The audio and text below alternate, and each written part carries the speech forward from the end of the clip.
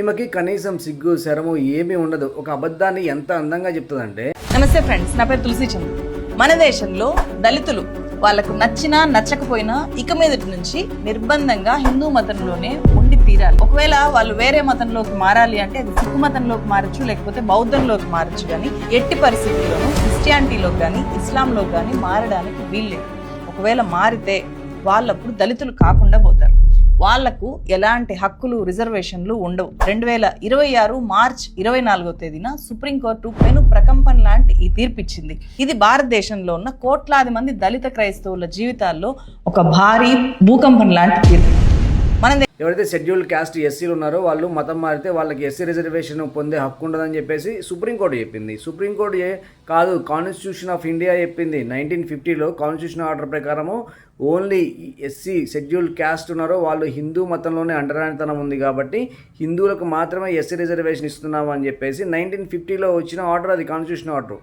ఆ తర్వాత 1956లో సిక్కులకి, 1990 తర్వాత బౌద్ధులకి ఇచ్చారు ఆ ఎస్సీ హోదా అనేది. అంతే తప్పితే సుప్రీంకోర్టు రీసెంట్గా తను ఓన్గా ఇచ్చిన జడ్జిమెంట్ అది. కాన్స్టిట్యూషన్ బేస్ చేసుకొని కాన్స్టిట్యూషన్లో ఉన్న దాన్నే ఇంప్లిమెంట్ చేయమని చెప్పేసి బెంచ్ చెప్పింది సుప్రీంకోర్టు. దాన్ని ఎలా వక్రీకరిస్తుందో చూడండి. ఇప్పుడు ఏదో సుప్రీంకోర్టు కేవలం ఎస్సీలు మతం మారితే, షెడ్యూల్డ్ ట్రైబ్ కాదు, ఓన్లీ షెడ్యూల్డ్ క్యాస్ట్ ఎస్సీలు మాత్రమే మతం మారితే వాళ్ళకి ఎస్సీ రిజర్వేషన్ కానీ ఎస్సీ మీద పొందే వాళ్ళ బెనిఫిట్స్ కానీ పొందాలని చెప్పేసి సుప్రీంకోర్టు చెప్పింది. ఇది సుప్రీంకోర్టు చెప్పడం కాదు, కాన్స్టిట్యూషన్ ఆఫ్ ఇండియా 1950 ఆర్డర్ ప్రకారమే ఎస్సీలకి మత ప్రాతిపదికన మాత్రమే రిజర్వేషన్ ఇచ్చారు, కుల ప్రాతిపదికన రిజర్వేషన్ ఇవ్వలేదు. ఎందుకు అంటే హిందూ మతంలోనే డిస్క్రిమినేషన్ అనేది ఉంది కాబట్టి, హిందూ మతంలోనే వాళ్ళు డిస్క్రిమినేషన్ అనుభవించారు కాబట్టి, సో హిందూ మతంలో ఉన్న షెడ్యూల్డ్ క్యాస్ట్కి సంబంధించిన అంటే ఎస్సీలకు మాత్రమే రిజర్వేషన్ ఇచ్చారు. ఈ పనికి మాలిన అనకూడదు నేను, ఎందుకంటే ఈమెతో మాట్లాడిన ప్రతిసారి నా నోటిని కంట్రోల్లోనే చేసుకుంటాం, ఎందుకంటే ఏమి అనను, ఆడపిల్ల కాబట్టి. కానీ ఈమెకి కొంచెం కూడా సిగ్గు లేకుండా అబద్ధాలను ఎంత బాగా చెప్తుందంటే, సో కాన్స్టిట్యూషన్ మీదే మనం బ్రతకాలి, కాన్స్టిట్యూషన్ దాటి సుప్రీంకోర్టు కూడా డెసిషన్ తీసుకోదు.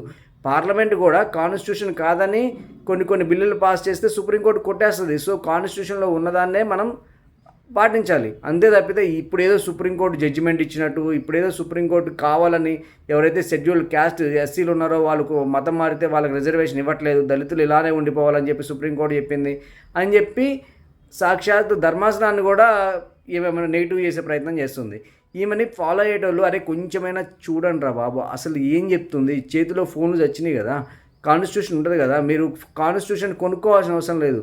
ఫోన్లో కూడా ఆన్లైన్లో కూడా దొరుకుతుంది రాజ్యాంగం దొరుకుతుంది. చదువుకొని చేస్తే అరే అక్కడ ఏముందనో తెలుస్తుంది. 1950 కాన్స్టిట్యూషన్ ఆర్డర్ ప్రకారము ఎవరైతే హిందూ మతంలో ఉంటారో, హిందూ మతంలో ఉన్న ఎస్సీలు డిస్క్రిమినేషన్ అనుభవించారు కాబట్టి మత ప్రాతిపదికన రిజర్వేషన్ ఇచ్చారు. అంతే తప్పితే కుల ప్రాతిపదికన రిజర్వేషన్ ఇవ్వలేదు. సో మత ప్రాతిపదికన ఇచ్చారు కాబట్టి వాళ్ళు కన్వర్ట్ అయితే మీరు వెళ్ళే ఆ ఇస్లాం మతంలో కానీ క్రిస్టియానిటీలో కానీ డిస్క్రిమినేషన్ అనేది లేదు అని చెప్పి వాళ్ళు చెప్పుకుంటారు. ఇలాంటి పనికిమాలలో కూడా చెప్తారు కాబట్టి, సో డిస్క్రిమినేషనే లేకపోతే ఇంకా వాళ్ళకి రిజర్వేషన్ అవసరం లేదు కాబట్టి ఎవరైతే మతం మారితే వాళ్ళకి రిజర్వేషన్ ఇవ్వరు. ఇది రాజ్యాంగంలోనే ఉంది కదా, మీరందరూ రాజ్యాంగాన్ని గౌరవిస్తారు కదా, మీరందరూ రాజ్యాంగాన్ని ముందు పెట్టుకునే కదా సులుకబులని చెప్పేది. రాజ్యాంగంలో ఉన్నదాన్ని పాటించడానికి ఎన్నో బాబు మీకు. ఈమె మాటలు విన్నారంటే అడుక్కు తింటారు. ఆమె బ్రతకడానికి స్కానర్లో పెట్టుకుంటుంది. ఇప్పుడు స్కానర్లో పెట్టుకొని డబ్బులు సంపాదిస్తుంది. అలాగే ఆమెకు లెఫ్ట్ వింగ్ నుంచి, కాంగ్రెస్ నుంచి ఆమెకు వచ్చే ఫండింగ్ ఆమెకు వస్తుంది. సో ఆమె బాగానే ఉంటుంది. ఆమె మాట్లాడాలంటే మీరు సంకనాకిపోతారు.